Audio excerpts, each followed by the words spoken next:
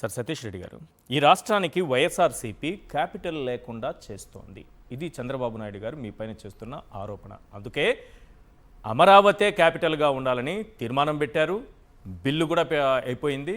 రేపో మాపో చట్టం కాబోతోంది. దీన్ని ఇంకా ఎవరు కాదనలేరు, ఎవరు కదల్చలేరని చెప్తున్నారు. అమరావతి అనే ఏరియా కాదు, ఈ రాష్ట్ర విభజన జరిగేటప్పుడు విజయవాడ పరిసరాల ప్రాంతంలో ఒక క్యాపిటల్ ఏరియా డెవలప్ చేయాలనేటువంటిది it was part of the bill. దాంట్లో కొత్త క్యాపిటల్ నిర్మించేదానికి కేంద్ర ప్రభుత్వం సహాయం చేయాలనేటువంటిది ఒక కండిషన్ ఉంది. ఓకే, అంతే తప్పితే అమరావతి అనేటువంటి పేరు వచ్చిందే ఎందుకంటే I was in Telugu Desam party and I was deputy chairman also in legislative council. Amaravati అనే పేరు వచ్చింది చంద్రబాబు నాయుడు ముఖ్యమంత్రి అయిన తర్వాత. చంద్రబాబు నాయుడు ముఖ్యమంత్రి అయినటువంటి 1.5 సంవత్సరం తర్వాత ఎక్కడైతే బాగుంటుంది, ఏ పేరు అయితే బాగుంటుంది, రకరకాల మేము కూడా we are part of the discussion. Okay, so 1.5 సంవత్సరం తర్వాత అంటే 2014 ఎలక్షన్ అయితే 2015, 2016 ఆ మధ్యలో కూర్చొని దీనికి ఈ పేరు పెడితే బాగుంటుంది, ఎక్కడ పెడితే బాగుంటుంది, రకరకాల క్వశ్చన్ జరిగినాయి. It came after 1.5 years.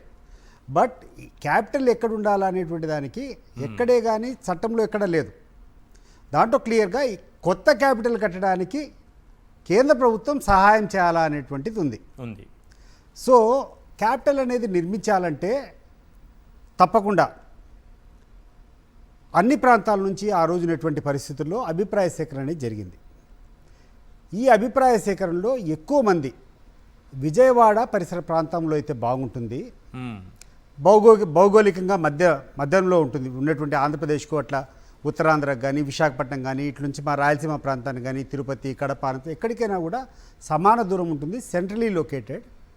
And Vijayawada is a city which has airport, which has railway station, which has water facilities, ఇవన్నీ ఉన్నాయి. కాబట్టి విజయవాడలో బాగుంటుందని చెప్పి ఆ రోజు ఉండేటువంటి ఒక ప్రజా అభిప్రాయం కూడా క్లియర్గా వచ్చింది. ఆ రోజు జగన్మోహన్ రెడ్డి గారు కూడా విజయవాడ దగ్గరలో క్యాపిటల్ కట్టేదానికి ఆయన సానుకూలత వ్యక్తం చేశాడు. అమరావతికి కదా అంగీకరించింది జగన్మోహన్ రెడ్డి గారు.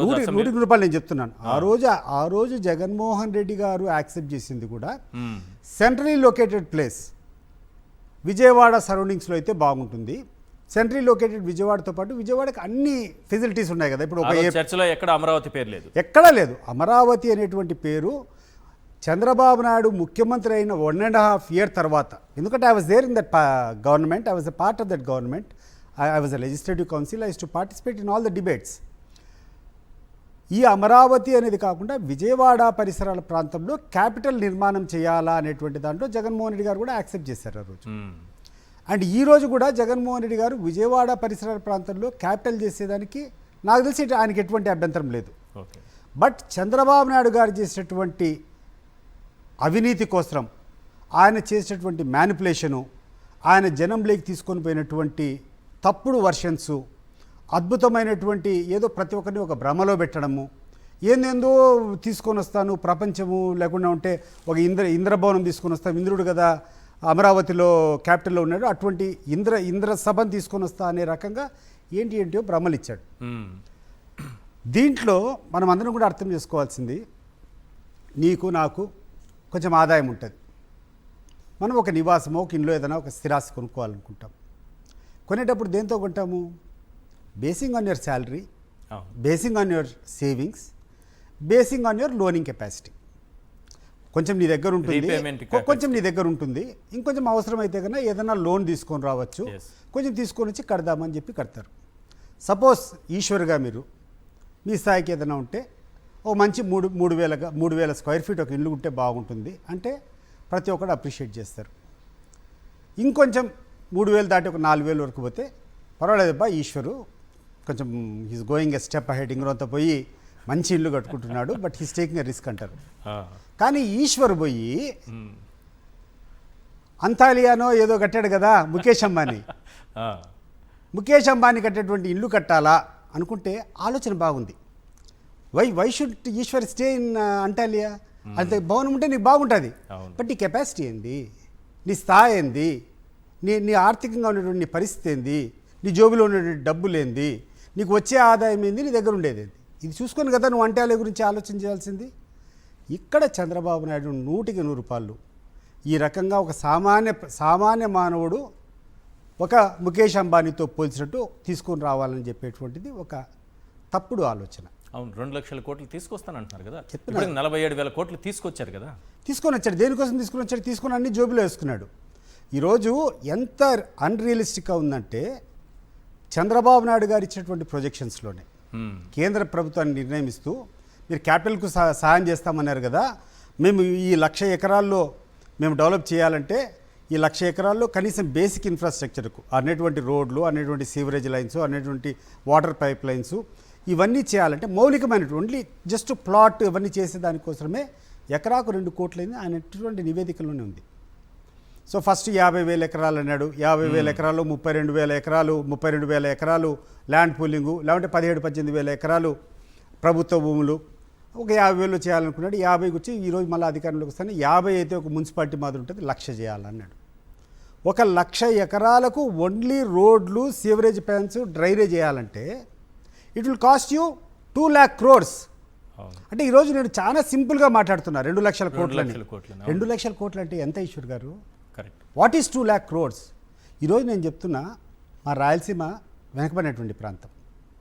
మా రాయలసీమలో అనేకమైనటువంటి సమస్యలు ఉన్నాయి. Majority of them belong to drinking water, లేకుండా ఉంటే సేద్యపు వ్యవసాయ నీటి కోసమో, లేకుంటే తాగునీటి కోసమో, దేనికోసం ఉన్నటువంటి ప్రాజెక్టులు.